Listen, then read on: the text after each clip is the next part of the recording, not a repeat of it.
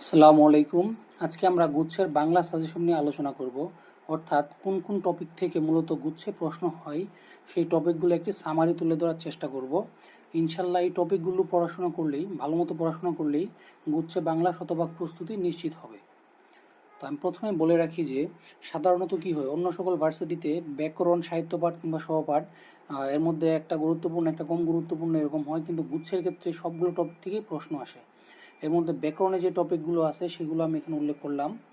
যেগুলো 3 স্টার দেওয়া সেগুলো সবচেয়ে বেশি গুরুত্বপূর্ণ, এবং যেগুলো 2 স্টার বা 1 স্টার দেওয়া সেগুলো হচ্ছে তুলনামূলক কম গুরুত্বপূর্ণ।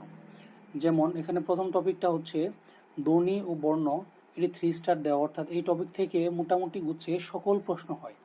এরপর আছে ধ্বনি পরিবর্তন, তারপর বানান, নত্ব ও সত্য বিধান, শব্দ শব্দের শ্রেণীবিভাগ, পদ ও পদের শ্রেণীবিভাগ, দ্বিরুক্ত শব্দ, সমাস ও প্রকারভেদ, উচ্চারণ, প্রমিত, সংবৃত ও বিবৃত উচ্চারণ। এই সকল টপিকগুলো হচ্ছে 3 স্টার টপিক, অর্থাৎ এই টপিকগুলো থেকে প্রায় প্রতি বছরই গুচ্ছে প্রশ্ন আসে। এইখানে এই টপিকগুলো হয়তো তোমরা আগেও বিভিন্ন ভার্সিটির জন্য পড়েছো। এখন এই টপিকগুলো আরেকবার রিভিশন দিলেই হবে।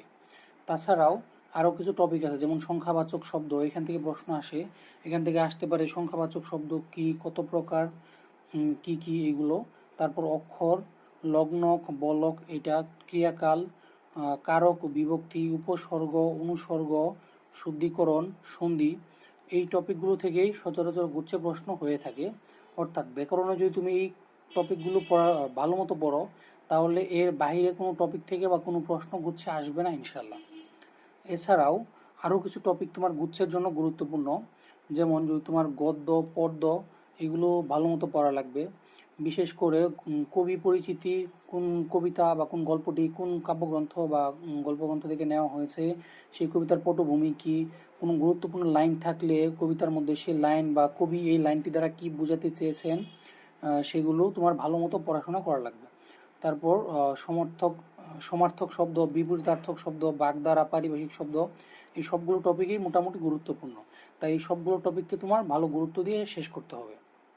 এরপর আসি প্র্যাকটিসের জন্য যা যা পড়া লাগবে। প্রথমেই বলি, যেহেতু তুমি গুচ্ছের জন্য প্রস্তুতি নিচ্ছ, তাই অবশ্যই তোমার গুচ্ছের বিগত বছরের প্রশ্ন দেখা লাগবে, এটা মাস্ট। এটা ব্যতীত কোনোভাবেই তোমার গুচ্ছে ভালো নাম্বার করা সম্ভব না। তাই গুচ্ছের বিগত বছরের প্রশ্ন A to Z তোমার শেষ করতে হবে। এরপর ডাবি, রাবি, চবি, জাবি এগুলোর বিভিন্ন ইউনিটের বাংলা প্রশ্ন তুমি সলভ করবা। আর যারা তুমি তোমাদের মধ্যে যারা ইউনিট পরিবর্তন করে, অর্থাৎ ইউনিটের শিক্ষার্থী আছো কিন্তু গুচ্ছে বাংলা উত্তর করবা, তোমরা গুচ্ছের জন্য বাংলা বিভিন্ন ডাবি, খ ইউনিট বা জাবি, চবি এগুলোর যে অন্য ইউনিটের যে প্রশ্নগুলো আছে যেখানে বাংলা আসে, সেই প্রশ্নগুলো ভালো মতো দেখে রাখবা।